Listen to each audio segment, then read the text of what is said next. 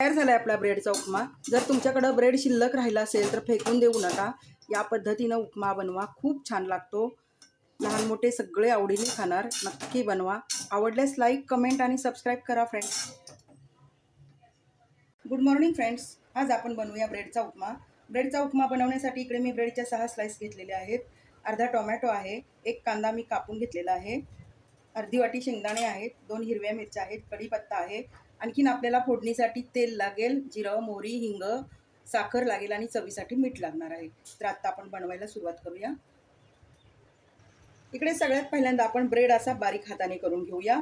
तुम्ही मिक्सरला दळला तरी चालेल, पण मिक्सरला कसं एकदम बारीक होईल, तर आपल्याला फार बारीक नाही करायचं आहे। मी आता तुम्हाला दाखवते त्या पद्धतीनं बनवायचं आहे। इकडे या पद्धतीनं मी ब्रेडचा चुरा करून घेतलेला आहे। हे बघा, या पद्धतीने करायचा। इकडे गॅसवरती कढई ठेवली आहे, 1.5 चमचा तेल घातलेलं आहे। तेल गरम झालंय, आता आपण मोहरी घालूया, जिरं घालूया। जिरं मोहरी तडतडून झालेलं आहे, आपण लगेच शेंगदाणे घालूया, बारीक कट केलेल्या मिरच्या घालूया, कांदा घालूया। कांद्यासोबतच मी कढीपत्ताही घालून घेते।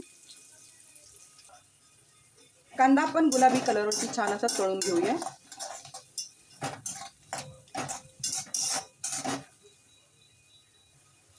हिंग मी घालायला विसरली होती, आत्ता घातला तरी चालेल, कारण आपली फोडणी तळून होते। कांदा तळून झालाय, आता घालूया हळद, टोमॅटो घालूया। टोमॅटो आपण थोडासा मऊ करून घेणार आहोत। टोमॅटो मऊ झालाय, आता आपण घालूया ब्रेडचा चुरा केलेला, त्याच्यामध्ये मी मीठ आणि साखर घातलेलं आहे, चवीपुरतं दोन्ही घालून द्यायचं। आता आपण हलवून घेऊया आणि सगळं एकजीव करूया।